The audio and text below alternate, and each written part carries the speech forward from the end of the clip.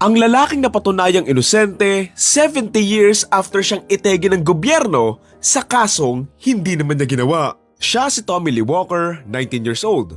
Ang araw noong 1954, inaresto siya ng mga pulis sa isang kasong hindi naman niya ginawa. Pinagbibintangan kasi siyang nanamantala at nang tegi nga ng isang babae at ito nga si Venice Parker, and obviously, tinatanggi nga ito ni Tommy. Yun sa kanya, kasama daw niya yung asawa niya ng mga oras na yon kasi nga pinapanganak na nga yung panganay nila, kaya naman daw imposibleng siya yung gumawa ng binibintang nila. Since white nga itong si Venice and black nga itong si Tommy, agad siyang inaresto at hinuli kahit wala namang sapat na ebidensya and solid naman yung alibay niya.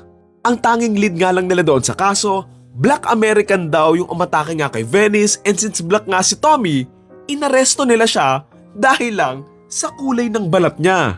Dahil dito, maraming ang gustong maparusahan nga itong si Tommy, pero marami naman din yung kumakampi sa kanya, pero ayun lang sa panahon na yon, hindi nga sila pinapakinggan. Pinala nga sa korte yung kaso nga ni Tommy, and makalipas lang ang 2 oras, hinatulan siya ng jury na puro white ng guilty kung saan itetegi nga siya. Pag siya tuluyang tinegi, meron pa nga sinabi si Tommy doon nga sa judge and doon nga sa mga jury, at ang sabi nga niya, I feel that I have been tricked out of my life. There's a lot of other people who have been convicted of crimes they committed and were turned loose. I haven't done anything and have not been turned loose. Taong 1956, tuluyan nang tinegi si Tommy sa kasong hindi nga niya ginawa sa edad na 21 years old. Kahit wala na nga si Tommy, tinuloy ng pamilya niya ang pakikipaglaban na inosente nga itong si Tommy. Ang linggo, buwan, taon at dekada nga yung lumipas, hindi nga sila sumusuko na malinis nga yung pangalan ni Tommy. Isa sa mga nag-iintay ay si Edward Lee Smith, 72 years old, na ang tagal na nga pinaglalaban yung tatay niya.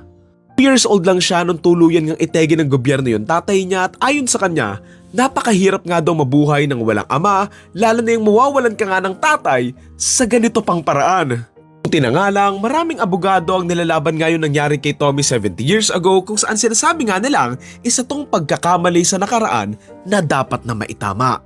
At ayun na nga, after 70 years, on January 21, 2026, nakamit ng pamilya ni Tommy yung hustisya at nalinis na din yung pangalan niya. Imagine that, umabot ng 70 years para lang mapatunayan na inosente siya kahit wala namang sapat na ebidensya para makulong nga siya in the first place, pero umabot lang ng 2 oras para mahatulan siyang tanggalin nga dito sa mundo.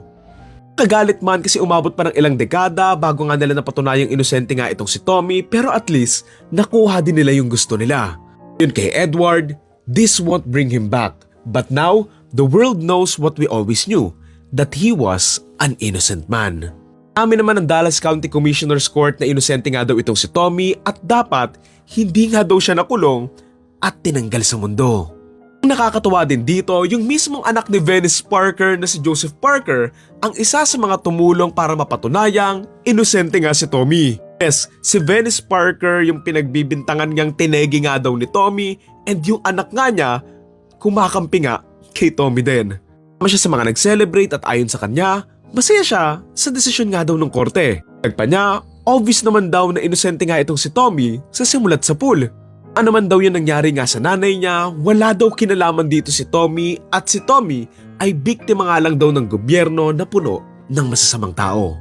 Tunayan, naging magkaibigan pa nga sina Edward and Joseph, and even though parehas na tegi yung mga magulang nila sa malalang paraan, parehas naman daw silang nakakamit na ng hustisya ngayon. Nakakagalit na may mga ganitong kaso na talamak nga dati dahil lang sa iba yung kulay ng isang tao, pero ang mas nakakagalit at nakakalungkot pa dito, hanggang ngayon, nangyayari pa rin ito. And alam mo yun, marami pa rin yung ganito kabulok mag-isip.